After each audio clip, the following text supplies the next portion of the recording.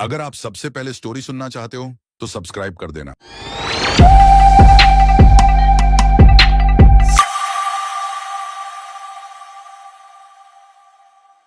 निहाल की बात सुनकर ध्रुव अभी भी शॉक्ड और सरप्राइज था। उसे समझ नहीं आ रहा था इन सब में चीफ का क्या लेना देना है। चीफ वो इन सब चीजों से कैसे रिलेटेड है? सर, ये तो हम सभी जानते हैं कि चीफ किसी भी तरह से आपको बर्बाद करना चाहता है। आपसे उसकी क्या दुश्मनी है या वो ऐसा क्यों करना चाहता है, ये फिलहाल सिर्फ उसे ही पता है। मेरा और डैड का मानना है कि अगर हम एल्टिस का कंट्रोल अपने हाथ में लेते हैं तो चीफ जरूर ही कोई ना कोई प्रॉब्लम क्रिएट करने के लिए सामने आएगा, या अगर खुद सामने भी नहीं आएगा तो किसी न किसी को तो अपनी जगह पर भेजेगा ही, जैसे उसने पहले बानी, विहान और ऋषभ को प्लान किया था। देखिए सर, आपके एल्टिस का कंट्रोल अपने हाथ में लेने वाली ये बात मीडिया से छुपी तो रहेगी नहीं, इसलिए जाहिर है कि ये बात चीफ तक भी जरूर पहुंचेगी। ऐसे में ये एक बहुत ही अच्छा मौका होगा चीफ को सामने लाने का। ये एक तीर से दो निशाने लगाने वाली बात हो जाएगी। एक तो हम एल्टिस को भी बचाकर वहां के लोगों का भला भी कर देंगे, और दूसरा शायद इसी बहाने हमें चीफ की आइडेंटिटी के बारे में भी पता चल जाए। यश ने ध्रुव से कहा। यश की बात सुनकर ध्रुव कुछ पलों के लिए सोच में पड़ गया था। यश और निहाल की बात ध्रुव को ठीक लग रही थी, लेकिन अभी भी उसके मन में एक डाउट सा था। सोच क्या रहे हैं ध्रुव सर? मेरे हिसाब से प्रपोजल काफी अच्छा है, बाकी आखिरी फैसला तो आपका ही होगा। निहाल ने ध्रुव से जो कहा वो अभी भी उस बारे में सोच रहा था। निहाल की बात सुनकर ध्रुव कुछ देर तक खामोश रहा और फिर एक गहरी सांस लेते हुए वो अपनी जगह से खड़ा हुआ। उसे देखकर ऐसा लग रहा था जैसे उसने अपना फैसला ले लिया है। ठीक है, चलो ये भी कर ही लेते हैं। यश, तुम जसविंदर और तेजा को ऑल्टिस भेजकर वहां की ग्राउंड रिपोर्ट मंगवाओ। मुझे उस जगह के कल्चर, बिलीफ, ट्रेडिशंस और रिचुअल सब के बारे में जानना है।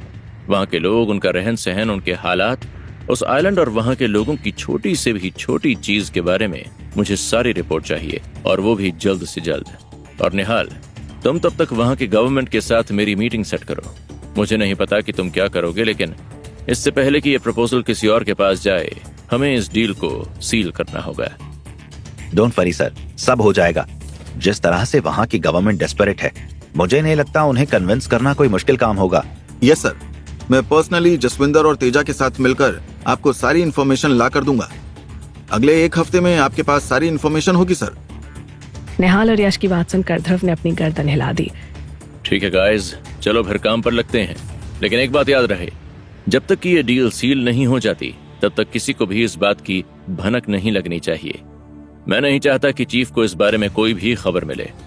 हो सकता हो कि वो सतर्क हो जाएं, या यह भी हो सकता है कि वो पहले ही कुछ ऐसा कर दे जिसके लिए हम तैयार ना हो। और हाँ, एक और बात, ये भी हो सकता है कि ये पूरा प्रपोजल एक डिस्ट्रैक्शन हो, मे बी चीफ का ही कोई प्लान। इसलिए हमें हर एक कदम पर सतर्क रहना होगा, नहीं तो कहीं ऐसा ना हो जाए कि चीफ हमें ही अपनी कठपुतली बना रहा हो और हमें पता भी ना चले। समझ गया सर, आप चिंता मत करिए। आपकी टीम ने पहले भी कभी आपको निराश नहीं किया, आगे भी नहीं करेगी। यश की बात सुनकर ध्रुव के चेहरे पर स्माइल आ गई। गुड, मुझे अपनी टीम से यही उम्मीद है। ध्रुव ने अपने चेहरे पर स्माइल के साथ कहा, लेकिन उसकी आवाज में अपनी टीम के लिए गर्व साफ समझ में आ रहा था। चलो फिर शुरू करते हैं। हमारे पास काम बहुत ज्यादा है और वक्त बहुत कम, तो लेट्स गो। ध्रुव की बात सुनकर निहाल और यश ने अपनी गर्दन हिलाई। उसके बाद वो दोनों ध्रुव के ऑर्डर्स को पूरा करने के लिए निकल गए। दूसरी तरफ साउथ एशिया के एक छोटे से आइलैंड ऑल्टिस में वहां के कम्युनिटी हॉल के मीटिंग रूम में कुछ लोग एक राउंड टेबल कॉन्फ्रेंस के लिए बैठे हुए थे, और उन सभी के एक्शंस को देखकर ऐसा लग रहा था जैसे वो सभी बहुत ही सीरियस डिस्कशन में थे। वहां लीडर की चेयर पर बैठा एक आदमी बहुत ध्यान से उन सभी की बातें सुन रहा था, लेकिन अभी तक उसके मुंह से एक शब्द निकला नहीं था। कुछ देर बाद एक लड़की जिसका नाम अलीना था, उसने लीडर की तरफ देखा। मिस्टर मार्कस, आप शांत क्यों हैं? कुछ तो बोलिए, क्या आपको ये सब कुछ सही लग रहा है? एलिना की बात सुनकर इससे पहले लीडर मार्कस कुछ कह पाता, वहां मौजूद डैन नाम का एक और आदमी बोल उठा। मिस्टर मार्कस आखिर क्या बोलेंगे? ये प्रपोजल उनका ही है। लेकिन ये तो गलत होगा। इतने सालों से हम इस देश को चला रहे हैं, और अब कोई बाहर का आदमी आकर हमसे हमारे हक को छीनेगा। एलिना ने अपनी बात कही, और उसकी बात सुनकर डैन हल्के से हंसा, जैसे मानो वो एलिना की बात का मजाक उड़ा रहा हो। हाँ, देश को चला रहे थे या उसे खोखला कर रहे थे? कम से कम बोलने से पहले एक बार खुद के गिरेबान में झांक कर तो देख लिया करिए। अगर आप लोगों ने देश का ये हाल नहीं किया होता तो शायद ये नौबत ही नहीं आती। डैन की बात सुनने के बाद इससे पहले कि एलिना कोई जवाब दे पाती, जॉन नाम का एक और आदमी बोल उठा। रिलैक्स गाइस, ये समय आपस में लड़ने का नहीं है। सिचुएशन को समझो। एल्टिस के हालात अगर वक्त रहते नहीं सुधरे तो बहुत जल्द यहाँ पर सिविल वॉर शुरू हो जाएगा, और उसका क्या नतीजा निकलेगा ये मुझे आप लोगों को बताने की जरूरत नहीं है। मानती हूँ कि एल्टिस के हालात कैसे हैं, लेकिन फिर भी किसी बाहर के आदमी को एल्टिस की बागडोर सौंपना ये कहाँ की समझदारी है? अगर बागडोर सौंपनी ही है तो क्यों ना अपने ही देश के किसी इंसान को सौंपे? किसी दूसरे देश के इंसान को इन्वॉल्व करने की क्या जरूरत है? कम से कम हमारे देश के कैंडिडेट पर हमारा कंट्रोल तो रहेगा। ऐसे किसी दूसरे देश के आदमी पर हमारा क्या कंट्रोल रहेगा? क्यों एलिना? हमारे देश की इकोनॉमिक कंडीशन ऐसी नहीं है कि हम अपने किसी कैंडिडेट को खड़ा करें। इतने सालों में जितना करप्शन हम सब ने मिलकर किया है, उसके बाद हमारा खुद का सर्वाइवल मुश्किल है। ऐसे में हम किसी दूसरे कैंडिडेट को क्या ट्रेन करेंगे? इतनी सी बात आप लोगों को समझ में क्यों नहीं आ रही है? मेरा ख्याल है कि हम इस समय बेकार ही ये सारा डिस्कशन कर रहे हैं। मिस्टर मार्कस ऑलरेडी अपना फैसला ले चुके हैं एंड आई डोंट थिंक कि वो अपना फैसला बदलेंगे। डैन की बात सुनकर सभी ने फिर पलटकर मार्कस की तरफ देखा, जो अभी भी खामोश बैठा था। कुछ देर के बाद मार्कस ने गहरी सांस ली और अपना हाथ टेबल पर पटका। उसे देखकर ऐसा लग रहा था जैसे कि वो अपना फैसला ले चुका है। डैन इज करेक्ट, मैंने अपना डिसीजन ले लिया है। Listen guys, I don't think मुझे यहाँ पर बैठे किसी को भी ये बताने की जरूरत है कि हमारी गवर्नमेंट इस समय कितने कर्जे में है। उस पर से ऑल्टिस के लोगों ने हमारी वजह से जो सफर किया है, जो गुस्सा उनके अंदर भरा हुआ है, उसके चलते आज नहीं तो कल हम बर्बाद होंगे। एक तो हमारी गवर्नमेंट पर कर्जे और जनता का गुस्सा, इन सब से बचने का हमारे पास यही एक रास्ता बचा है। इसके अलावा और कोई रास्ता नहीं है। लेकिन मिस्टर मार्कस, आपने जिसके पास ये प्रपोजल भेजा है, आपको लगता है कि वो इस प्रपोजल के लिए तैयार होगा? जरूर होगा। ध्रुव गिल के पास पैसों की कमी नहीं है, साथ ही साथ वो पावर का भूखा भी है।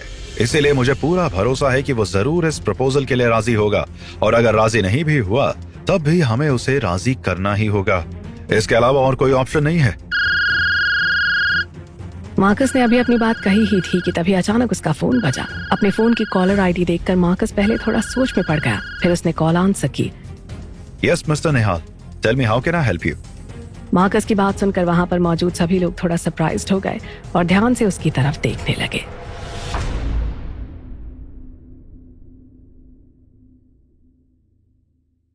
अगर आप सबसे पहले स्टोरी सुनना चाहते हो तो सब्सक्राइब कर देना।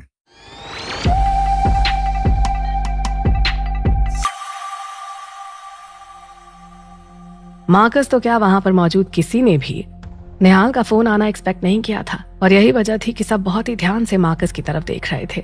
दूसरी तरफ मार्कस अपने चेहरे पर सीरियस एक्सप्रेशंस के साथ फोन पर बात कर रहा था। Sure mister Nihal, understood. मैं बहुत जल्द वहां पर आता हूँ। Give my regards to mister Dhruv and please tell him कि हम बहुत थैंकफुल हैं कि उन्होंने हमारे इस प्रपोजल को कंसिडर किया। श्योर, मुझे आपकी कॉल का इंतजार रहेगा। Thank you. निहाल से बात करने के बाद मार्कस ने कॉल कट कर दी। उसके बाद उसने गहरी सांस ली और अपने सामने मौजूद लोगों को देखा। मार्कस ने नोटिस किया कि वो सभी ऑलरेडी क्यूरियस होकर उसकी तरफ देख रहे थे। Well, good news. Dhruv Gill हमारा प्रपोजल कंसिडर करने के लिए तैयार हैं। बहुत जल्द वो मेरे साथ इस सिलसिले में एक मीटिंग रखने वाला है। मार्कस ने सीरियस आवाज में वहां पर मौजूद लोगों से कहा, और उसकी बात सुनकर वहां पर मौजूद सभी लोग शॉक्ड हो गए। इस तरफ इंडिया में एक हफ्ते का समय कैसे बीता किसी को भी पता नहीं चला।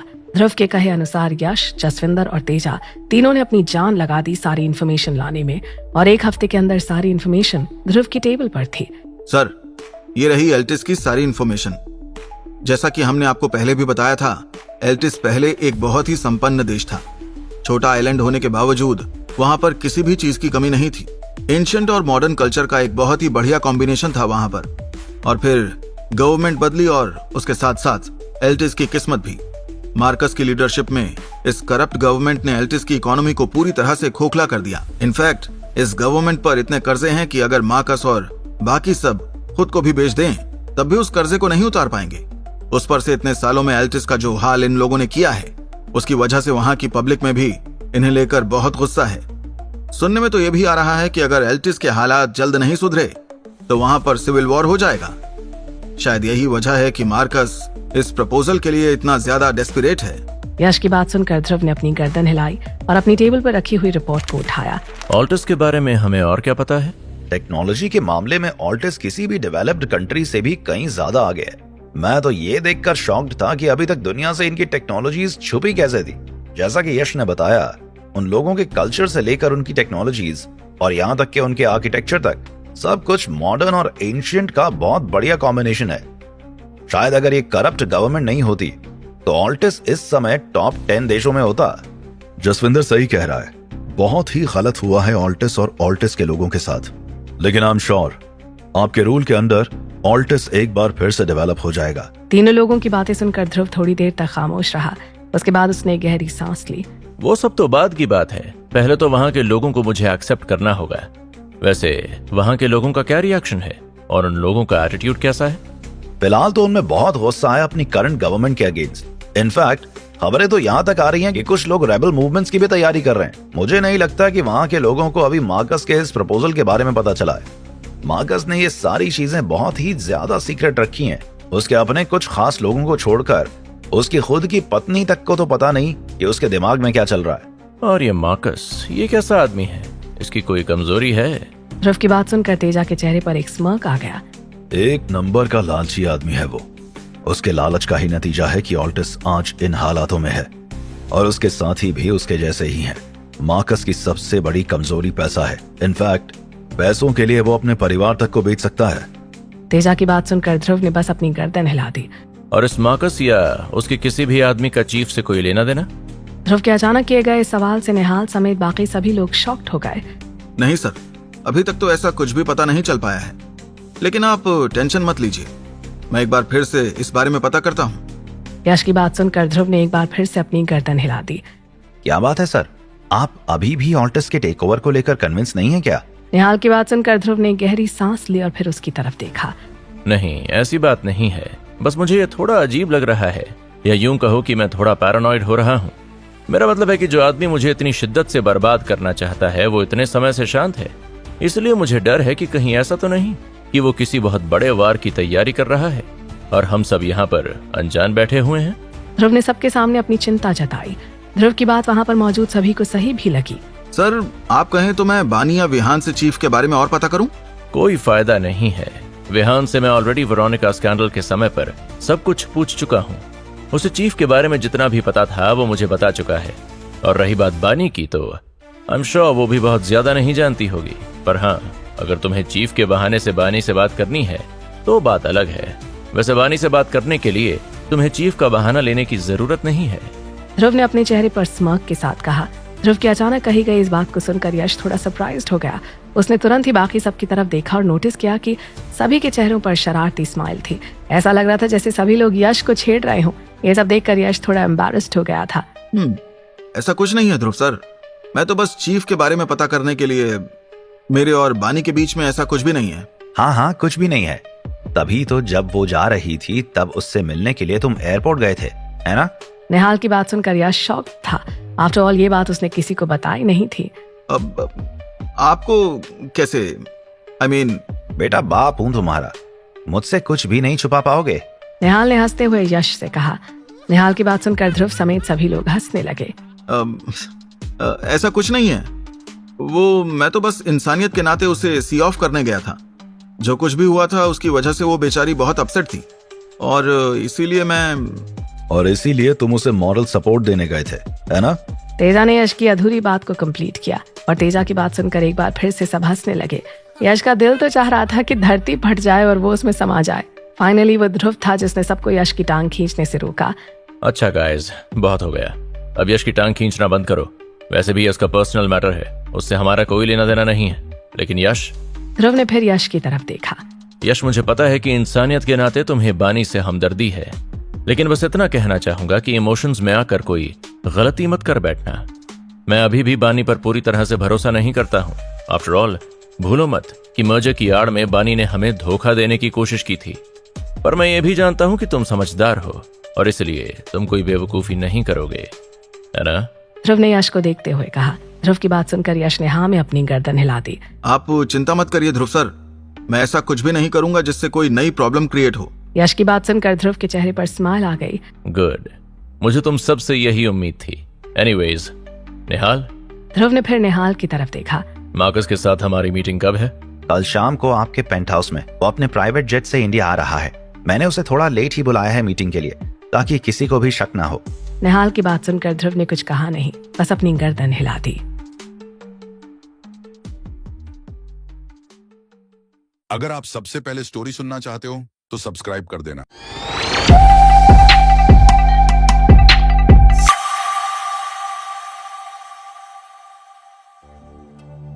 तुमने सारे पेपर्स तो रेडी कर लिए हैं ना निहाल? ध्रुव की बात सुनकर निहाल ने हाँ में अपनी गर्दन हिला दी। कुछ रेडी है सर, बस मार्कस के उसे साइन करने भर की देरी है। लेकिन असली प्रॉब्लम उन पेपर्स को साइन करने के बाद शुरू होगी। जिस तरह से जसविंदर और तेजा ने बताया है, ऑल्टिस के लोगों के लिए मुझे एक्सेप्ट करना आसान नहीं होगा। समय लगेगा उनका भरोसा जीतने में। इतना कहने के बाद ध्रुव ने एक गहरी सांस ली। आप क्यों टेंशन ले रहे हैं सर? मुझे पूरा भरोसा है कि आप एल्टिस के लोगों का दिल जरूर जीत लेंगे। वैसे भी उन लोगों को ऑलरेडी आपके अचीवमेंट्स के बारे में पता है, इसलिए मुझे नहीं लगता कि उन लोगों के लिए आपको एक्सेप्ट करना मुश्किल होगा। जब वो लोग देखेंगे कि एल्टिस की तरक्की के लिए आप क्या कुछ नहीं कर रहे हैं, तो आई एम श्योर वो लोग पूरे दिल से आपको अपना लेंगे। होपफुली तुम जैसा कह रहे हो वैसा ही हो, और ये भी उम्मीद करता हूँ कि ये सब कुछ उतना ही सिंपल तरीके से हो जाए जैसा हम सब चाह रहे हैं। किसी भी तरह की कोई कॉम्प्लिकेशंस या प्रॉब्लम्स न सामने आए, और इन सब के बाद चीफ की असली आइडेंटिटी हम सब के सामने आ जाए। ध्रुव ने सबकी तरफ देखते हुए कहा। ध्रुव की बात सुनकर वहां पर मौजूद सभी लोगों ने अपनी गर्दन हिला दी। इस तरफ दुनिया के किसी कोने में एक हल्के अंधेरे कमरे में एक आदमी अपनी रॉकिंग चेयर पर बैठा था। उसके हाथ में वाइन का एक ग्लास था और उसकी साइड टेबल पर एक फोन रखा हुआ था। उस आदमी की नजर बार बार अपने फोन की तरफ जा रही थी। ऐसा लग रहा था जैसे उसे किसी की कॉल का इंतजार था। फाइनली कुछ देर बाद उसके फोन पर रिंगटोन बजी और उस आदमी का इंतजार खत्म हुआ। अपने फोन की कॉलर आईडी पर फ्लैश हो रहे नंबर को देखकर उस आदमी के चेहरे पर एक स्माइल आ गई और फिर एक गहरी सांस लेते हुए उसने कॉल रिसीव की। उम्मीद करता हूँ कि तुम मुझे कोई गुड न्यूज ही दोगे। चीफ के फोन उठाते ही दूसरी तरफ से उसे एक आदमी की आवाज सुनाई दी। गुड न्यूज ही है चीफ, ध्रुव ऑल्टिस की बागडोर संभालने के लिए तैयार हो गया है। कल मार्कस ध्रुव के साथ इसी डील को साइन करने के लिए जा रहा है। तुम श्योर हो इस बारे में? 100% चीफ, मैं कुछ भी असम्पशंस पर नहीं बोल रहा हूँ। मैंने खुद मार्कस और उसके लोगों को बातें करते हुए सुना है। उस आदमी की बात सुनकर चीफ के चेहरे पर एक जंग जीतने वाली स्माइल आ गई। गुड, तुम जानते हो कि तुम्हें अब आगे क्या करना है, राइट? डोंट वरी चीफ, सारी तैयारियां हो गई हैं। बस आपके ऑर्डर की देर है। आप कहें तो कल से ही शुरू कर दूं? नहीं, अभी नहीं। मैं ध्रुव गिल को अच्छे से जानता हूँ। एल्टिस के टेक ओवर के इस प्रपोजल से वो पहले ही डाउट में होगा और इसीलिए वो इस समय हर कदम पर सतर्क होगा। ऐसे में हमें ऐसा कोई कदम नहीं उठाना है जिससे वो और ज्यादा सतर्क हो जाए।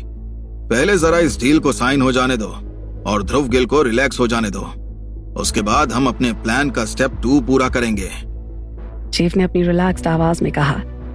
और तब तक हम क्या करेंगे चीफ? इंतजार, सही समय आने का। इतना कहने के बाद चीफ ने कॉल कट कर दिया। फिर उसके बाद उसने गहरी सांस ली और सामने दीवार पर लगी हुई ध्रुव की फोटो की तरफ देखा। ध्रुव गिल, पिछली बार तो तुम मेरे वार से बच गए थे। देखता हूँ इस बार तुम कैसे बच पाते हो। इस बार मेरे जाल में फंसने से तुम्हें कोई भी नहीं बचा पाएगा।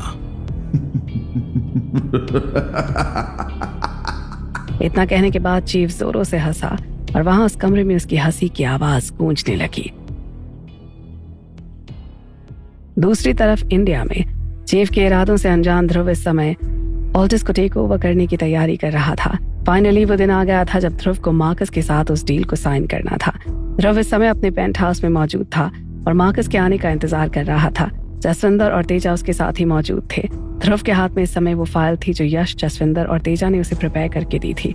उस फाइल में ऑल्टिस का इकोनॉमिक स्टेटस और ग्लोबल मार्केट का सारा डेटा मौजूद था, जिसे ध्रुव बहुत ही ज्यादा ध्यान से पढ़ रहा था।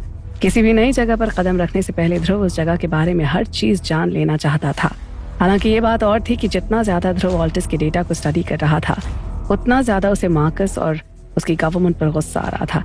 वाकई ऑल्टिस की टेक्नोलॉजी बहुत से डेवलप्ड देशों से कहीं ज्यादा एडवांस थी और उसी टेक्नोलॉजी के चलते उनका इकोनॉमिक ग्राउंड इतना ज्यादा स्ट्रांग था। लेकिन मार्कस की गवर्नमेंट आने के बाद से उन लोगों की इकोनॉमी में जो डिक्लाइन आया है, उसका कोई हिसाब नहीं था। नो वंडर वहां के लोग सिविल वॉर करने पर उतर आए हैं। आफ्टर ऑल उन लोगों के साथ बहुत गलत हुआ है। एक गहरी सांस लेते हुए ध्रुव ने मन ही मन सोचा। ध्रुव अभी उस फाइल को और ज्यादा स्टडी कर ही रहा था कि तभी उसके पेंट हाउस की बेल बजी। ध्रुव को अंदाजा लगाने की जरूरत नहीं थी कि वहां पर कौन आया होगा, और यही वजह थी कि उसने फिर तेजा की तरफ देखा। ध्रुव का इशारा समझकर तेजा ने अपनी गर्दन हिलाई और दरवाजा खोलने चला गया। और जैसा कि एक्सपेक्टेड था, दरवाजे पर वो आदमी खड़ा था जिसका ध्रुव को इंतजार था। मार्कस वेन, ऑल्टिस की गवर्नमेंट का एक पावरफुल मेंबर और लीडर, और साथ ही साथ ऑल्टिस के करप्शन की दुनिया का आखिरी कनेक्शन भी, क्योंकि ऑफकोर्स इसके बाद वहां पर ध्रुव का राज होने वाला था। और जाहिर सी बात है कि अपने राज में ध्रुव किसी भी तरह के करप्शन को बढ़ावा नहीं देने वाला था। खैर, इस तरफ तेजा के दरवाजा खुलते ही मार्कस निहाल और यश के साथ अंदर आया। अंदर आते ही उसने देखा कि लिविंग रूम में बैठा ध्रुव ऑलरेडी उसका इंतजार कर रहा है। ध्रुव के ऑरा में एक ऐसी बात थी कि एक पल के लिए मार्कस भी सिहर सा गया था। जिस तरह से ध्रुव अपनी जगह पर बैठा हुआ था, वो ऑलरेडी कहीं का राजा ही लग रहा था। यहाँ तक कि मार्कस के आने के बाद भी वो अपनी जगह से खड़ा नहीं हुआ, बल्कि अपने चेहरे पर हल्की सी स्माइल के साथ वो अपनी जगह पर ही बैठा रहा। मार्कस ने ध्रुव के बारे में बहुत कुछ सुन रखा था, लेकिन ये पहली बार था जब उसने ध्रुव को अपनी आंखों के सामने देखा था। और ध्रुव को सामने देखकर मार्कस को समझ में आ गया कि लोग क्यों कहते हैं कि ध्रुव गिल से मुकाबला करना आसान नहीं है। गुड इवनिंग मिस्टर मार्कस, आप खड़े क्यों हैं? प्लीज बैठिए। अपने चेहरे पर स्माइल के साथ ध्रुव ने मार्कस को बैठने का इशारा किया। ध्रुव के एटीट्यूड को देखकर मार्कस पहले तो थोड़ा हिचकिचाया और फिर ध्रुव के सामने वाले सोफे पर बैठ गया। निहाल और बाकी सब अपनी अपनी जगह पर बैठ गए। उन सभी का काम खत्म हो गया था और अब यहाँ से आगे की बात ध्रुव को करनी थी। तो मिस्टर मार्कस, आई होप आपकी फ्लाइट कंफर्टेबल रही होगी। कोई तकलीफ तो नहीं हुई आने में? ध्रुव ने बहुत ही कैजुअल आवाज में पूछा, लेकिन पता नहीं क्यों फिर भी मार्कस थोड़ा नर्वस महसूस कर रहा था। यस, काफी कंफर्टेबल थी। मुझे आने में कोई खास तकलीफ नहीं हुई। ध्रुव के सामने ऐसा लग रहा था जैसे कि मार्कस की बोली ही नहीं निकल रही थी। ये देखने के बाद मार्कस इमेजिन भी नहीं कर सकता था कि ऑल्टिस का राजा बनने के बाद ध्रुव का क्या हो रहा होगा। पर खैर, अपनी नर्वसनेस पर काबू पाते हुए मार्कस ने अपना गला साफ किया और ध्रुव की तरफ देखा। मिस्टर ध्रुव, मेरा ख्याल है कि हम ये बेकार की फॉर्मेलिटीज छोड़ते हैं और सीधा मुद्दे पर आते हैं। हम दोनों ही ये अच्छे से जानते हैं कि हम दोनों आज यहाँ पर क्यों मिल रहे हैं, तो क्यों ना हम सीधा उस बारे में ही बात करें। मार्कस ने ध्रुव से कहा। उसकी बात सुनकर ध्रुव के चेहरे पर एक स्mirk आ गया। ऑफ कोर्स मिस्टर मार्कस, हम मुद्दे पर भी आएंगे। जल्दी क्या है? आफ्टर ऑल उसके लिए ही तो हम ये मीटिंग कर रहे हैं। लेकिन उससे पहले जरा कुछ और बातें कर लें। कुछ सवाल हैं मेरे जिनके जवाब आपको मुझे देने होंगे। उसके बाद ही हम इस एग्रीमेंट के बारे में बात करेंगे। ध्रुव ने मार्कस को देखते हुए कहा और ध्रुव की बात सुनकर मार्कस एक बार फिर से नर्वस हो गया। अगर आप सबसे पहले स्टोरी सुनना चाहते हो तो सब्सक्राइब कर देना।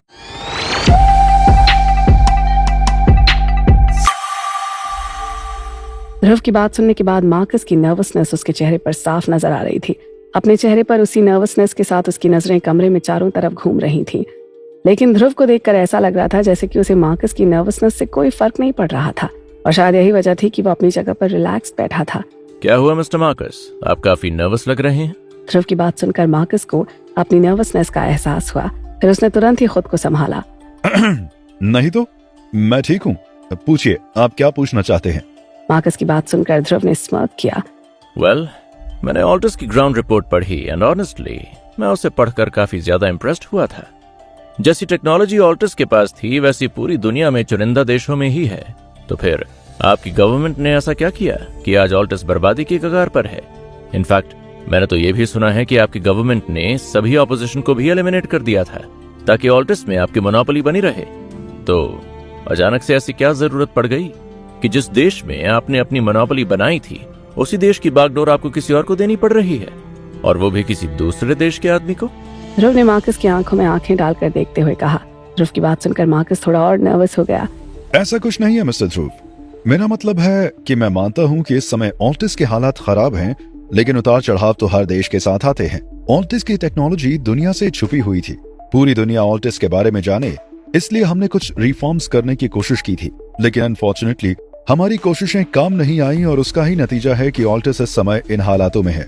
और रही बात ऑपोजिशन को एलिमिनेट करने की, तो हम लोगों ने ऐसा कुछ भी नहीं किया है। ऑल्टिस में कोई इस लायक था ही नहीं कि वो हमारे अगेंस्ट खड़ा हो सके। अगर होता तो हम उसे ही ट्रेन करते, फिर हम बाहर की किसी आदमी को अप्रोच क्यों ही करते? उस पर से हमारे देश की तरक्की के लिए हमने काफी डेट्स लिए थे, हमें उन्हें भी चुकाना है, इसलिए हम लोगों ने आपको अप्रोच किया। मार्कस ने ध्रुव से कहा। वो कोशिश कर रहा था कि उसकी आवाज में जितना हो सके उतना कॉन्फिडेंस सुनाई दे। मार्कस की बात सुनकर ध्रुव कुछ देर तक खामोश रहा। वो वो बस मार्कस को ऐसे देख रहा था जैसे उसकी बातों से उसको जज कर रहा हो। फाइनली कुछ पलों के बाद ध्रुव बोला, तो हो गई ऑल्टस की तरक्की, या वो सारा पैसा आपके और आपके करप्ट टीम की जेब में गया? और अब जब डेट्स लौटाने का प्रेशर आपके सिर पर आ गया है तो आप ऑल्टस को किसी और को सौंप रहे हैं? ध्रुव ने मार्कस को देखते हुए पूछा। ध्रुव का सवाल सुनकर मार्कस एक पल के लिए सकपका गया। नहीं मिस्टर ध्रुव, ऐसा कुछ नहीं है। हमने ऑल्टिस की तरक्की के लिए बहुत कुछ किया है। मैंने आपको बताया ना कि अनफॉर्चुनेटली हमारी कोशिशें काम नहीं आई, वरना कौन सी गवर्नमेंट अपने ही देश का बुरा करना चाहेगी। अपने चेहरे पर नर्वस स्माइल के साथ मार्कस ने कहा, लेकिन मार्कस की बात सुनकर ध्रुव के चेहरे पर एक बार फिर से एक स्मार्क आ गया। रियली? आपने ऑल्टस की तरक्की के लिए बहुत कुछ किया है? स्ट्रेंज, क्योंकि मेरे पास ऑल्टस की जो ग्राउंड रिपोर्ट है वो तो कुछ और ही कह रही है। उसके हिसाब से तो जब से आपकी गवर्नमेंट पावर में आई है तब से ऑल्टस के बुरे दिन शुरू हो गए हैं। अनएम्प्लॉयमेंट, क्राइम्स, गरीबी, लिस्ट बहुत लंबी है। इनफैक्ट वर्ल्ड बैंक से आपने इतने डेट्स ले लिए हैं कि ऑल्टस को गिरवी रखने की नौबत आ गई है, और इसलिए अब आप ऑल्टस की बागडोर किसी और को देना चाहते हैं, उसे जो आपके इन डेट्स को चुका दे। द फनी पार्ट इज कि आपने जिस डेवलपमेंट के लिए वर्ल्ड बैंक से ये डेट्स लिए थे वो डेवलपमेंट तो कभी हुए ही नहीं। जिस जनता के लिए ऑल्टस को गिरवी रखने की नौबत आ गई है उस जनता तक वो पैसा कभी पहुंचा ही नहीं है। फनी है ना? अपनी बात कहते हुए ध्रुव की आवाज में कॉन्फिडेंस था। मार्कस जानता था कि वो ध्रुव की बात को झुठला नहीं सकता, क्योंकि ध्रुव ने सच ही कहा है, लेकिन फिर भी वो एक आखिरी कोशिश कर रहा था। ये सब बेकार रूमर्स हैं मिस्टर ध्रुव। आप तो जानते ही हैं कि गवर्नमेंट गिराने के लिए ऑपोजिशन कैसे कैसे इल्जाम लगाते हैं। हाँ, माना कि ऑल्टिस के हालात इस समय बुरे हैं, लेकिन इस हद तक नहीं जितना आपकी ग्राउंड रिपोर्ट में बताया गया है। मैं तो यही कहूंगा कि ये सब रूमर्स हैं। आप तक चीजों को बढ़ा चढ़ा कर पहुंचाया गया है। अपने चेहरे पर नर्वस स्माइल के साथ मार्कस ने कहा, कमाल है, आपके ऑपोजिशन में कोई है नहीं और फिर भी कोई रूमर्स उड़ा रहा है। एंड मिस्टर मार्कस, ये रिपोर्ट मेरे खुद के आदमियों ने तैयार की है और उनके पास कोई एजेंडा नहीं है आपके अगेंस्ट कुछ कहने का। अपनी बात कहने के बाद ध्रुव फिर रिलैक्स होकर अपने सोफे पर बैठ गया। उसके चेहरे पर एक स्मर्क था और वो ध्यान से मार्कस को देख रहा था। ध्रुव की बातें सुनकर और उसके पोस्चर को देखकर मार्कस का बचा खुचा कॉन्फिडेंस भी खत्म होता नजर आ रहा था। जितना उसने ध्रुव के बारे में सुना था, वो जानता था कि ध्रुव को कन्विंस करना इतना आसान नहीं है, लेकिन आज वो खुद अपनी आंखों से देख रहा था कि क्यों बिजनेस वर्ल्ड से लेकर पूरी दुनिया ध्रुव से घबराती है। मेरा मतलब है कि अपनी आवाज में नर्वसनेस के साथ मार्कस कुछ कहने की कोशिश कर रहा था, लेकिन उसे चाहकर भी कुछ कहने के लिए शब्द नहीं मिल पा रहे थे। जाने दीजिए मिस्टर मार्कस, आपके पास कहने के लिए कुछ भी नहीं है, क्योंकि आप जानते हैं कि मैंने जो कुछ भी कहा है वो सब सच है। एनीवेज, मुझे ये बताइए कि आपके ऑल्टस की जनता आपके डिसीजन के बारे में क्या सोचती है? वो तैयार है किसी और को अपना किंग मानने के लिए? ध्रुव का सवाल सुनकर मार्कस एक बार फिर थोड़ा सकपका गया। आफ्टर ऑल, ऑल्टस की जनता को तो इस बारे में कुछ पता ही नहीं था। वो एक्चुअली अभी उन्हें इस बारे में कुछ नहीं पता है। हमने सोचा कि पहले ये एग्रीमेंट हो जाए, उसके बाद हम उन्हें बताएंगे। कमाल है, आपकी गवर्नमेंट एक पूरे देश को किसी और को सौंप रही है और उसने अपने ही देश की जनता को कॉन्फिडेंस में नहीं लिया है। नो वंडर आपके यहाँ सिविल वॉर होने की नौबत आ गई है। आपको क्या लगता है कि आपके इस डिसीजन का क्या असर होगा? क्या ऑल्टस की जनता चुपचाप बैठकर आपके इस डिसीजन को एक्सेप्ट कर लेगी? आफ्टर ऑल, आप और आपकी गवर्नमेंट उन्हें वो ऑफर कर रहे हैं जिनकी कभी उन लोगों ने मांग ही नहीं की थी, और जैसी इमेज आपकी गवर्नमेंट ने अपनी बनाई है, ऐसे में आपको लगता है कि ऑल्टस के लोग आप लोगों की जगह किसी और को एक्सेप्ट करेंगे, वो भी एक ऐसे को जिसे आप लोग ही चूज करके लाएंगे। अपनी बात कहते हुए ध्रुव की आवाज सीरियस थी। ध्रुव की टोन सुनकर मार्कस समझ गया कि ध्रुव से घुमा फिराकर बात करने का कोई पॉइंट नहीं है।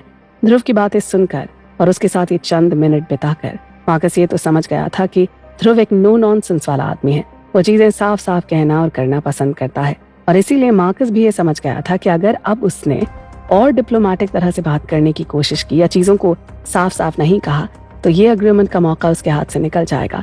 वर्ल्ड बैंक का प्रेशर दिन ब दिन उसकी गवर्नमेंट पर बढ़ता ही जा रहा था। ऐसे में अगर ध्रुव ने उन लोगों के साथ ये एग्रीमेंट नहीं किया तो शायद वाकई ऑल्टस को गिरवी रखने की नौबत आ जाएगी। वैसे तो ध्रुव के सबसे बड़े राइवल चाइना की ली फैमिली की तरफ से भी इस एग्रीमेंट का प्रपोजल आया है, लेकिन मार्कस ध्रुव के साथ ही इस डील को करना चाहता था। अब उसके पीछे क्या वजह थी ये तो मार्कस ही बेहतर जानता था। पर जो भी था, मार्कस एक बात समझ चुका था कि अगर उसे ध्रुव की मदद चाहिए तो उसे ध्रुव को सब कुछ साफ साफ बताना होगा। डिप्लोमेटिक तरह से बात करने का यहाँ पर कोई मतलब नहीं था, और यही वजह थी कि मार्कस ने फिर एक गहरी सांस ली और ध्रुव की तरफ देखा। मार्कस को देखकर ऐसा लग रहा था जैसे उसने फैसला कर लिया है ध्रुव को सब साफ साफ बताने का।